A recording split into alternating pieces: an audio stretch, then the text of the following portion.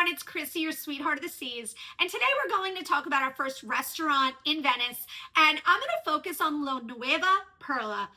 This was a beautiful waterfront restaurant in the central part of Venice. Now, what I want to do is point out that if you are going to Europe with kids or a large group, is that I always recommend reservations. My big theory is that you can always cancel a reservation, but you can't always get one.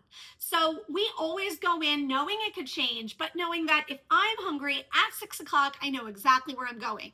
La Nuova Perla was a great example. I reached out to them via email and Instagram. They were quick to get back to me, told me they could accommodate 16 of us at a table, asked me where we'd prefer to sit.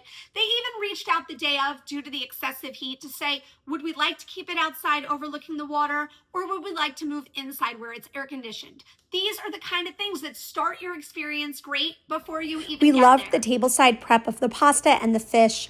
The wine list was incredible. The seafood was fresh. The pasta was fresh. And this was overall a really beautiful Venice dining experience. Let me know if you have any questions, and I'll see you next time.